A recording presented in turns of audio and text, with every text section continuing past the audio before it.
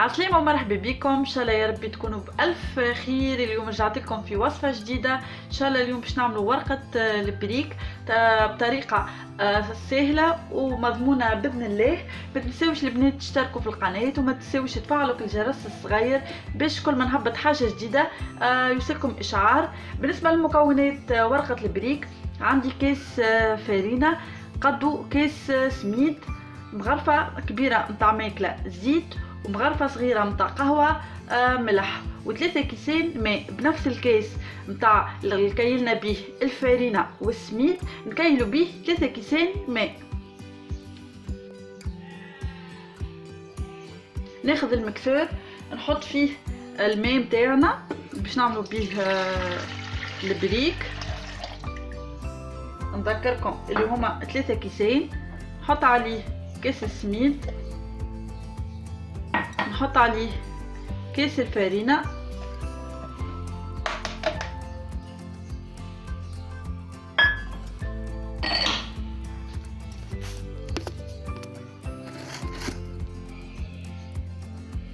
نحط عليه مغرفة الصغيرة متاع القهوة ملح، والمغرفة متاع الزيت، وباش نضربهم ضربتين ولا 3 في بعضهم كما نفس الميثود نتاع الكريب حتى لين يتخلطوا ويولوا خليط مع بعضهم. خديت صحفه البنات وباش نحط فيها الخليط نتاع ورقه البريك، وباش نخليها ترتاح مده نصيف ساعه في الفريجيدير، ومن بعديك نرجعوا نخدموها مع بعضنا باذن الله. بعد ما خليتها ارتاحت البنات نصيف ساعة في فريجيدير، تويكا باش نحركها شوية وباش نبداو نخدمو في كعبات الملصوقة متاعنا. نحركها شوية خاطر كي باش تقعد ترتاح المكونات تبعد على بعضها، دونك حركوها شوية باش تعاود تلم بعضها. وعندي ماذا بكم كان باش تخدموا بانسو، اخدموا بانسو سيليكون باش ما تتحرقش، سينو نجموا تخدموا بسبونتكس. اما انا بصراحه ما ننصحش بسبونتكس خاطر تولي تسيبك دي برودوي مع السخانه اللي ينجموا يكونوا خايبين على الصحه متاعنا. حطيت مقله متاع كريب، جوست دهنتها بنكيته زيت بركه وحطيتها على نار هاديه، اقل نار موجوده على الغاز حطيتها عليها. وباش نبدا نخدم في الورقات نتاع الملصوقه نتاعي باش نوريكم كيفاش. سهله مش صعيبه. حرك المكونات في بعضهم وباش نبدا نخدم. بسم الله، ندخل بانسو ونبدا ندور كما تراو. نبدا نعدي على المقله نتاعي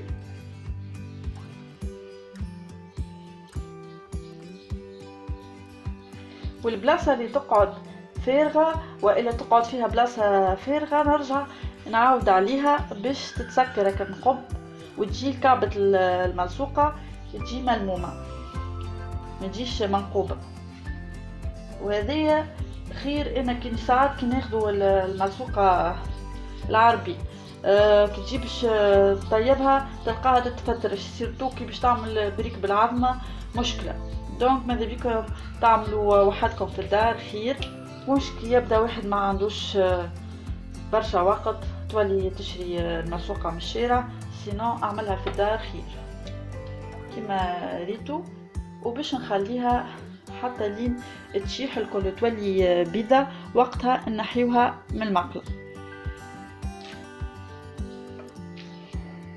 وقت اللي تشيح البنات الورقة متاع الملصوقة ونحط يدي على المقلة نلقى اللي الورقة متاعنا شاحت، وقتها ناخو كيردون عود متاع تنظيف الأسنان ونجي في الحاشية متاع المقلة ونهز بيه الورقة متاع الملصوقة متاعنا كما تراو. هيا ونخرجها بالمقلة. عندي منديلة حضرتها نحط عليها ورقة الملصوقة على الجهة الحرشة كما تراو ونغطيها، وهي مازالت سخونة نحطها طول على المنديلة ونغطيها. ردوا بالكم تخليوها ما هيش مغطية، يلزمها تكون مغطية باش ما تشيحش وتقعد ديما طرية. ونكمل الورقات الاخرين. بعد ما كملت الكعبة الاولى عندي منديلة مبلولة شوية بالماء نمسح بيها المقلة، نحي بها اكل حاجات اللي تطاير من كعبة البريك. ونعاود نفس الطريقة نعمل كعبة اخرى. ديما الكعبة الاولى هي اللي تجي خايبة والكعبات الاخرين يجيو سهلين وفي ساعة ما يحضروا، خاطر ديجا المقلة خذت سخانة اللازمة وانتي تكون يدك استانست.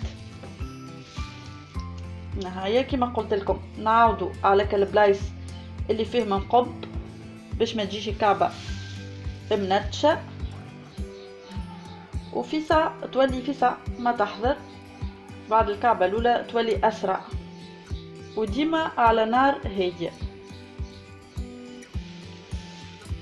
كما تراو.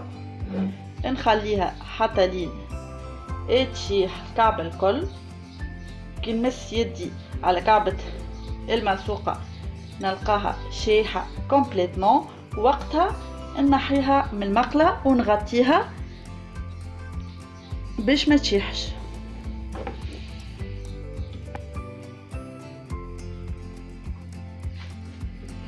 كما تراو البنات الورقة شاحت، وكي نحط يدي نحسها شايحة.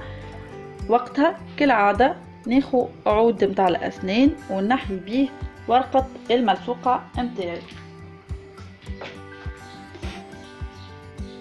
وهي سخونة تفور نحطها على الورقة الأخرى، وديما الجهة الفوقانية هي الجهة الشايحة. ونكمل بنفس الطريقة الكعبات الكل، ومن بعد نرجعوا باش نوريكم النتيجة متاع كعبات الملصوقة. هذوما البنات ورقات الملصوقة متاعنا بعد ما حضروا يجيو تريين وكما اللي يبيعوا فيه ما هما لا يتلصقوا. ننصحكم بالحق جربوهم، حاجة باهية. والكمية متاعنا عملت لي زوز بزازن ملصوقة، جربوها وتفكروني. هما حاجة باهية. ان شاء الله يا ربي الوصفة متاع اليوم عجبتكم، وان شاء الله يا ربي تجربوها وتعطيوني رايكم. ان شاء الله يا ربي نتقابلوا على قريب. من هنا لغادي نبوسكم بوسة كبيرة، نقولكم ردوا بالكم على رواحكم في امان الله وبسلامة.